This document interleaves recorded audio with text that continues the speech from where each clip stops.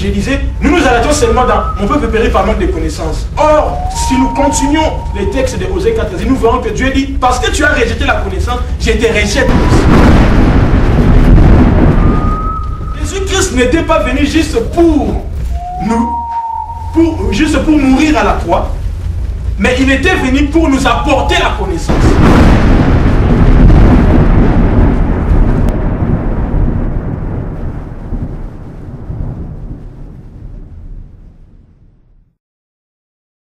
C'est l'homme. Vous êtes d'accord? Mais en réalité, c'est faux. Dans la pensée originale, dans la hiérarchie de Dieu, il y avait Dieu. Après Dieu, c'est l'homme. Après l'homme, c'est les anges. Amen. Amen. Lisez avec moi tout ça. Je vais te repositionner au nom de Jésus-Christ. Ça, c'est le temps d'éprouver, de parler au défi de la vie. Psaume chapitre 8. Psaume chapitre 8. Alléluia. Versets 5 à 7. Psaume chapitre 8. Versets 5 à 7. Oui, papa. Qu'est-ce que c'est l'homme pour petit que tu viens de lui? Et le fils de l'homme pour petit regarde à lui. Il a fait. Écoutez le verset 6, oui. Il a fait de peu inférieur à Dieu. Et il a couronné les gloires et la gloire. Il a donné la domination sur les œuvres de l'homme. Il a tout mis sous ses pieds. Merci. Que Dieu bénisse papa. Alléluia. Ça c'est la pensée, ça c'est l'image. Tu l'as fait des peu inférieurs. Écoutez, des peu inférieurs. Donc c'est comme s'il y a juste un petit écart. Donc après Dieu, c'est l'homme. Après Dieu, c'est l'homme. Est-ce que vous comprenez mes amis? Amen. Des peu inférieurs à Dieu. Des peu inférieurs à Dieu. Alors, le diable, quand il est venu vers l'homme, il est venu voler la position de l'homme. Le diable a volé la position de l'homme. Voilà pourquoi quand il est venu chez le deuxième Adam qui est Jésus-Christ, il a commencé à présenter à Jésus la gloire, les nations, le monde entier. Mais en réalité, ce n'était pas au diable. Et je peux le dire en face de lui, ce n'est même pas à lui dans ma vie. Pourquoi? Parce que tout ce qu'il dit à Jésus, si tu fléchis devant moi, si tu m'adores, je te donnerai. Mais en réalité, ce n'était pas à lui, mes amis. C'était à Adam, c'était à l'homme. Mais il dit, si tu me, je te donnerai. Si tu me, je te donnerai. Ce n'était pas à lui. Mais c'est à l'homme qu'on avait donné la domination sur toutes les œuvres de main de l'Éternel. Même le diable a été créé par Dieu. Est-ce que vous êtes d'accord? Satan a changé il a changé l'aspect, il a changé de forme. Mais avant, on l'appelait Lucifer, ange de lumière. Il est devenu Satan, accusateur de frères, quand il a été précipité sur la terre. Donc il a été créé. Et la Bible dit dans le psaume qu'on a lu que Dieu avait donné à l'homme la domination sur toutes les œuvres que lui-même avait fait, y compris les diables. Alors dis à ton frère, tu as la domination même sur les diables. Vous avez peur ou quoi que les diables vont vous attaquer quand vous allez sortir? Non. Dis-lui, tu as la domination sur les diables.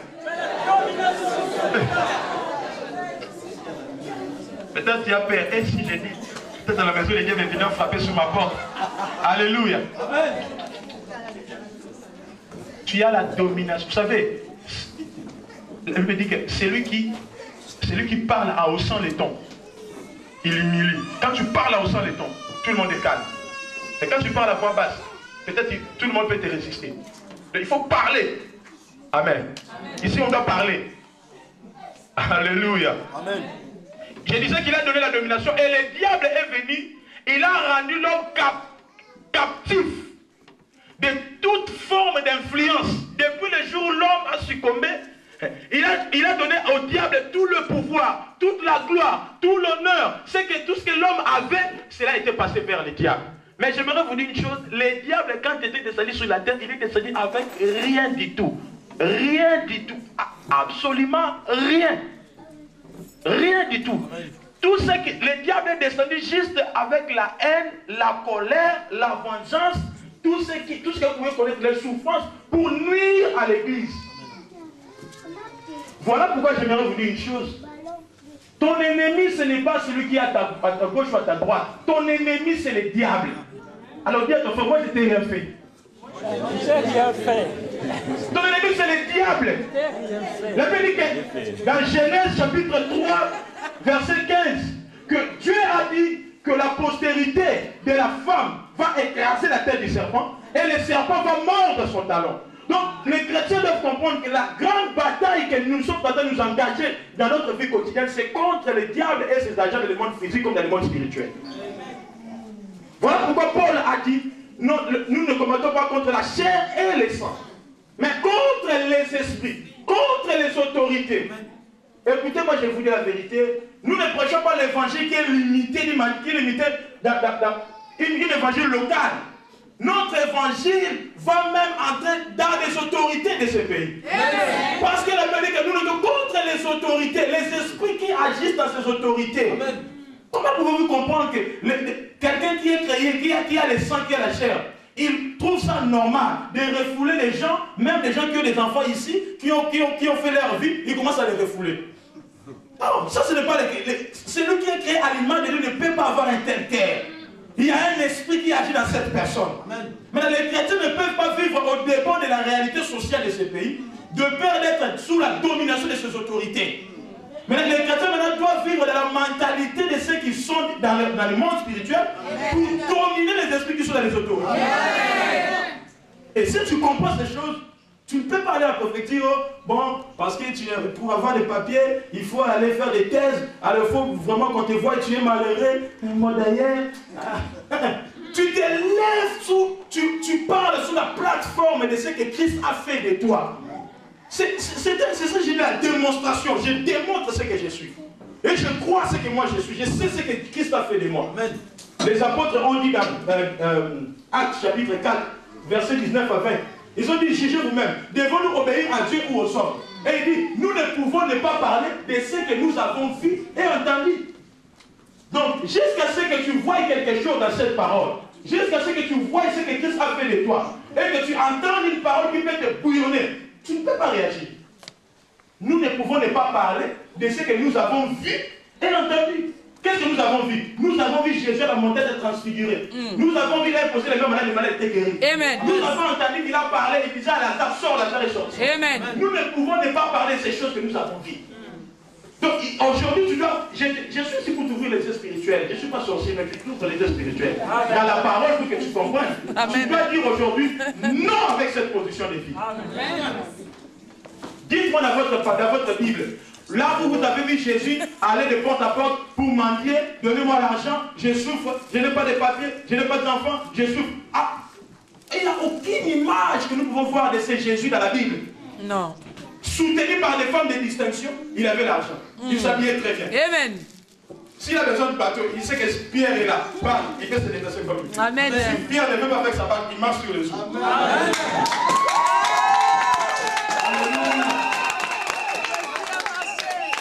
Jésus, nous ne prêchons pas de ceux qui ont dit comme dans notre religion.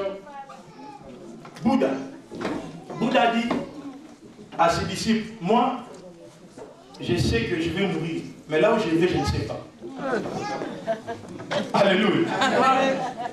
Parce que le bouddhisme est sorti du christianisme. Philippe qui est allé prêcher en Inde, quand il a fini d'aller prêcher en Inde, c'est là où maintenant Bouddha était son disciple, il cherchait à connaître la sagesse. Il a fui le christianisme, il est allé faire ce qu'on appelle le bouddhisme. Amen. Donc, il a dit, je vous prêche, je vais mourir, mais je ne sais pas là où je vais. Amen. Mais je dis que ça dit, et moi, je mourrai. Les 3 jours, je ressusciterai. Allez me voir au monde de Galilée, vous allez me voir. Amen. C'est vrai, c'est vrai. Bon, je dis, bon, ce type a dit qu'il va... Bon, il est mort. Certainement, on l'a tué. Mais écoutez, ils ont appelé des soldats des sacrificateurs. Allez dans ce tombeau.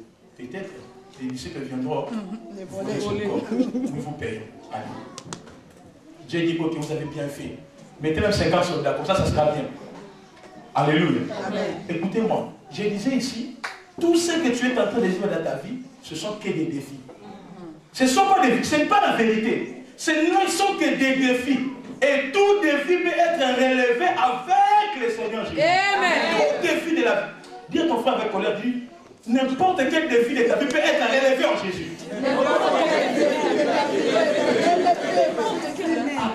Vous me décevez. N'importe quel défi de ta vie peut être relevé en Jésus.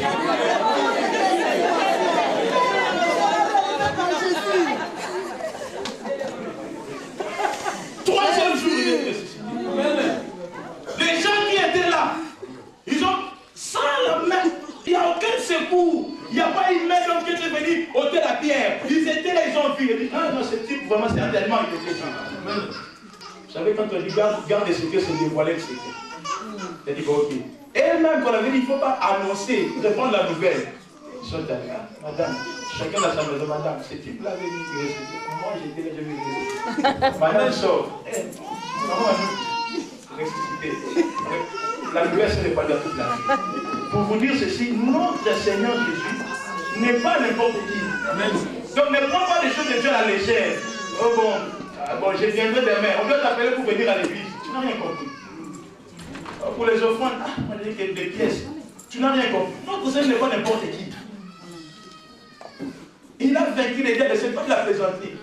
Il a vécu toutes les autorités que vous voyez qui sont en train de faire souffrir les gens, ils sont en train d'aveugler les gens, de les assédier pour calmer les gens, pour que les gens ne puissent pas faire des émeutes.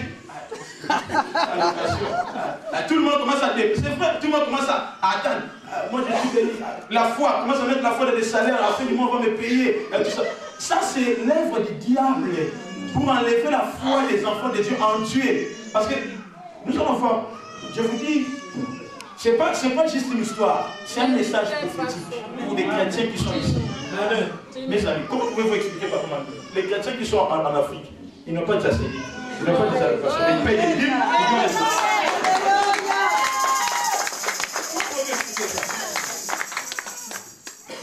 Pourquoi pouvez-vous expliquer ça? Il n'y a rien à manger, mais ils croient et ils vont manger.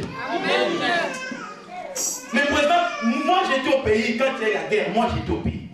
Ici en Europe, on disait, les Occidentaux disaient, vous d'ailleurs, on est en train de prendre votre pays, vous êtes toujours, oh Dieu, oh Chidaba, oh Dieu, oh Dieu, on prend votre pays, oh Dieu, oh Dieu. Écoutez, depuis qu'ils ont dit ça jusqu'aujourd'hui, est-ce que le capital Kinshasa est tombé? Non. Entre les mains de notre Dieu. Ça peut pas. C'est la mentalité, c'est la mentalité. Quand il y a un problème, je sais que le Dieu de Daniel, c'est mon Dieu. Quand il y a un problème, je sais que c'est lui qui était mort à la croix, il est vivant. C'est pas juste prier parce que j'ai des problèmes. C'est ma vie. Que j'ai des problèmes ou pas, c'est ma vie. C'est comme ça que je c'est pas aujourd'hui, je dois prier parce que c'est dimanche, je rentre à l'heure chez ma vie. Ça, c'est l'œuvre du diable. Alléluia. Amen. Changeons de mentalité. Nous sommes des chrétiens. Chrétien veut dire celui qui est comme Christ. Amen. Celui qui est loin comme Christ, comme son maître. Ce n'est pas de la plaisanterie, ce n'est pas un monde des philosophes, un monde des gens qui pensent qu'ils ont... Non, non, non. Alléluia. C'est une vie. C'est une vie. J'ai une vie.